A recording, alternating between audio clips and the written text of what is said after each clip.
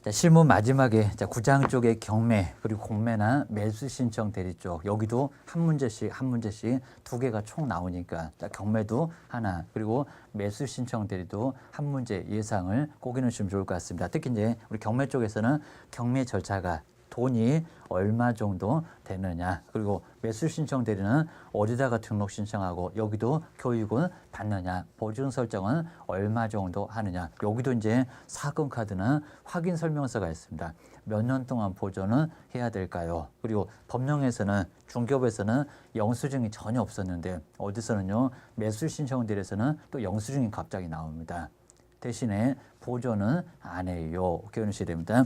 자, 먼저 첫 번째 우리 경매 종류가 이제 강제 경매인가 임의 경매인가. 자, 경매나 공매는 그 기관이 약간 다르니까요. 법원에서 하면 경매, 자산관리공사 옛날에 성업공사라고 했습니다. 그쪽에서 하게 되면 공매, 전자입찰로 하게 되니까 약간 방법이 다릅니다. 자, 우리 강제 경매는 판결문을 얻어왔을 때 판결문 그리고 각종 조서나 또는 지급 명령이나 차용증에다가 공증만 받아도 괜찮습니다. 집행권은 아닌 곳은 시험 문제를 물어볼 수가 있습니다. 대신에 이제 가로 2번에 임의 경매는 저당권으로 또는 근저당권으로 전세권으로 경매를 신청하는 것, 그 권리 안에 이미 경매를 신청할 수 있는 권리가 그 안에 포함이 되어 있으니까 판결문을 얻을 필요가 없습니다. 그래서 이제 임의 경매다 그리고 강제 경매다 성격을 정확하게 알아야 됩니다. 두 개 경매 종류 두 개가 있는데 그걸 모르냐? 자, 고소리 할 겁니다.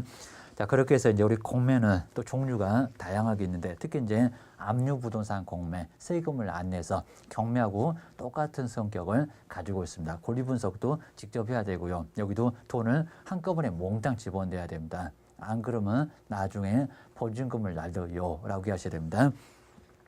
자, 그 정도 하시고 두 번째 우리 2절 쪽에서 경매 절차가 가장 중요한 부분이니까요. 첫 번째 경매 신청을 하겠죠. 누가? 채권자가. 그럼 둘 중에서 임의 경매인가 강제 경매인가 그렇게 경매 종류가 나눠질 거고요. 자, 두 번째 경매가 시작되면 경매 개시 결정을 갑구에 등기상 증명서 갑구에다가 기록을 합니다. 그럼 일반인들이 보고 집을 안 사죠. 집을 안 들어오죠. 그렇게 들어오게 되면 나중에 계약력이 전혀 없다는 겁니다. 그리고 이제 배당 요구 하십시오. 배당 요구 종기를 3개월 정도 넉넉하게 줍니다. 자, 우리 법원에서 이제 팔자 준비합니다.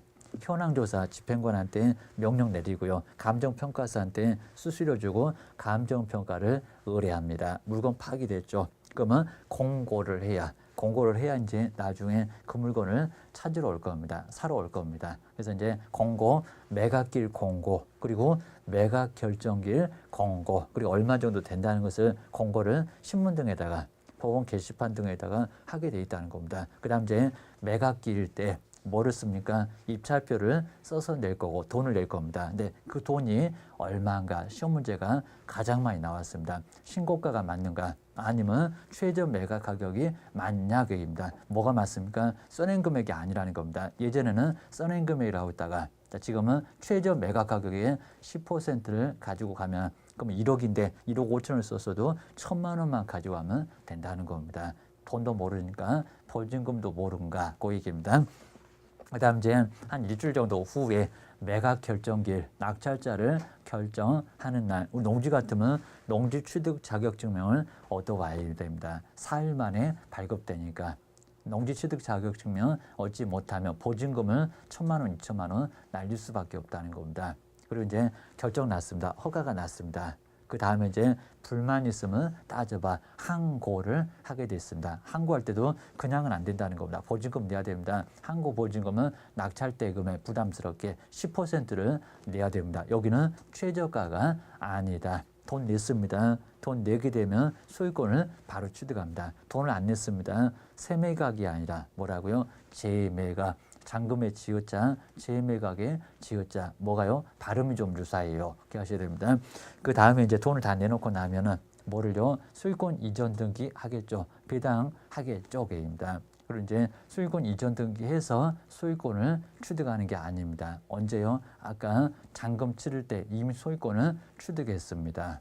그래서 이제 그 과정만 그렇다. 그리고 이제 인도명령 신청하실 건데 잔금 내놓고 나서 6개월 이내입니다. 6개월 넘어가게 되면 그거 어렵다는 명도 소송을 가셔야 됩니다. 그러니까 불쌍하다고 봐줄 게 아니라 얼른 내보내시라는 겁니다. 안 그러면 아주 골치 아파져요. 그러셔야 됩니다. 자, 그런 과정을 실무할 때 정확하게 설명을 하십시오. 그 소리입니다. 자, 그 옆에 이제 경매 신청부터 쭉 해서 이제 세부적으로 정리를 해놨습니다. 특히 이제 입찰 보증금은 얼마 정도가 될까요? 자, 그 돈 같은 것은 교재에다가 꼭 체크해 놓으셔야 됩니다. 5번째에서 가로 2번 쪽에서 입찰표 그리고 입찰 보증금 정리를 잘 해놓으시고요. 신고한 금액이 아니라 최저가의 10% 쇼 문제가 또 나올 거다. 예상을 꼭 해놓으셔야 됩니다. 항고 보증금은 얼마입니까? 거기는 낙찰 대금에 써낸 금액의 10%를 내야지 최저가의 10%로는 안 된다. 라고 기억을 해 놓으시고요. 비교를 꼭 하셔야 됩니다. 8번째 정도가 이제 배당, 그리고 9번째는 소유권 이전 등기, 바로 이제 독촉하는 절차가 나오게 될 겁니다. 촉탁하는 절차가. 그리고 이제 인도명령이나 명도소송 하다 6개월 넘기게 되면 명도소송까지 가야 됩니다. 아주 골치 아파집니다. 주의하셔야 됩니다. 그다음에 세 번째가 이제 권리분석은 말소기준고리 찾는 것. 말소기준고리 아래 있으면 모두 소멸, 자, 위에 있으면 배당 요구 안 하면 전세금 보증금을 모두 떠안습니다. 주의를 꼭 하셔야 됩니다. 아주 경매는 위험합니다. 싼 대신에 위험하다는 문제가 있다는 겁니다. 점검을 꼭 하셔야 됩니다. 그 외에 이제 매수 신청돼도 한 문제가 나오긴 나올 건데요. 어디다가 등록을 하고 교육은 누가 받으라고 하고 보증금은 얼마 정도가 될까요? 중개업하고 비교하는 문제가 꼭 나오고 있습니다. 주의하셔야 됩니다. 자, 첫 번째 매수 신청 대리 등록은 누구한테 합니까? 지방법원회장. 꼭 주의하실 게 시군구청이 아니라는 겁니다. 그리고 세무서도 나오면 안 됩니다. 경매는 법원에서 하잖아요. 지방법원에다가 매수 신청 대리 등록을 거기다 신청하시라는 겁니다. 엉뚱한 곳에다가 신청할 수가 없습니다. 그리고 이제 신청을 해놓으면 며칠만이라고 했습니까? 14일. 여긴 7일이 아니라 30일이 아니라 14일 이내 등록증이 나옵니다. 등록증 받을 때 공인중개사는 2만 원 가져가고요. 그리고 법인은 3만 원 가져갑니다. 합의 얼마라고요? 합의 5만 원 그랬습니다. 그 금액까지도 물어볼 수가 있습니다. 주의하셔야 됩니다. 자, 거기다 이제 실무교육은 누가 받으라고 한다고요? 법원 행정처장. 거기도 마찬가지입니다. 등록 신청했을 때 1년 이내 것만 유효하지 괜히 그냥 실무교육 받았다가 1년 넘어가게 되면 돈만 깨집니다. 그리고 여기는 32에서 44시간 아직도 이제 32에서 44 중개업에서는 28에서 32였는데 비교를 정확하게 하시라는 겁니다. 걔는 또 경매도 28에서 32다 그럴 겁니다. X입니다. 아니면 또 중개업에다가 32에서 44다. 그래도 X 이렇게 하셔야 됩니다. 내용에 따라서 그때그때 다르니까 꼭 기억해 놓으시고요. 그리고 보증 설정 금액도 중개업 할 때하고 똑같습니다. 자, 먼저 개업 공인중개사, 그냥 개업 공인중개사 1억.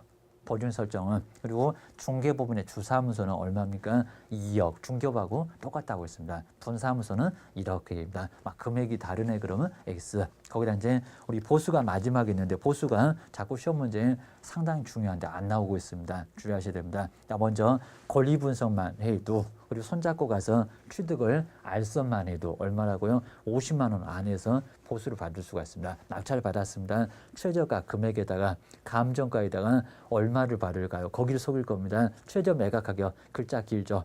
그러면 큰 숫자 1.5% 최저였으니까 1%보다는 약간 커야죠. 그래야 균형이 맞쪽입니다. 그리고 감정가는 1% 이제 바꿔놓습니다. 최저가에다가 1% 감정가의 1.5% 그러면 X입니다. 낙찰 못 받아도 50만 원 안에서 받을 수가 있고요. 그리고 실비는 교통비니까 얼마밖에 안 된다고요? 30만 원 안에서 받을 수가 있습니다. 거기다가도 50만 원 그럴 겁니다. 여기도 이제 매수 신청 대리 확인 설명서가 있으니까 몇 년? 5년. 그리고 사건 카드가 있습니다. 경매는 하나의 사건이니까 작성해서 보존하라는 겁니다. 얼마요? 5년. 하나가 더 있습니다. 행정처분 관리대장 중개부에는 없는데 여기도 5년 동안 보존을 해야 됩니다. 대신에 영수증을 냈는데 영수증은 작성 교부의 의무만 있고요. 여기는 보존을 하지 않습니다. 영수증 옆에다가 5년 X 한번 꼭 써놓으시면 마무리가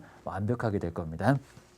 여기까지 해서 이제 우리 실무 부분도 자, 여기도 이제 문제가 나올 거 모두 다 점검해 봤으니까요. 이 정도 선에서 이제 마무리 강의를 모두 해보고 있습니다. 그리고 이제 문제풀이까지 끝까지 한번 봤을 때 그래야 나중에 문제풀이까지 보고 나서도 이제 문제를 어떻게 풀 건지 예상을 하셔야지 이 이론 부분만 정확하게 해놓으면요. 나중에 문제 풀 때 상당히 어려움이 있을 수가 있을 겁니다. 문제풀이까지 끝까지 한번 해보셔야 됩니다. 고생 많으셨습니다.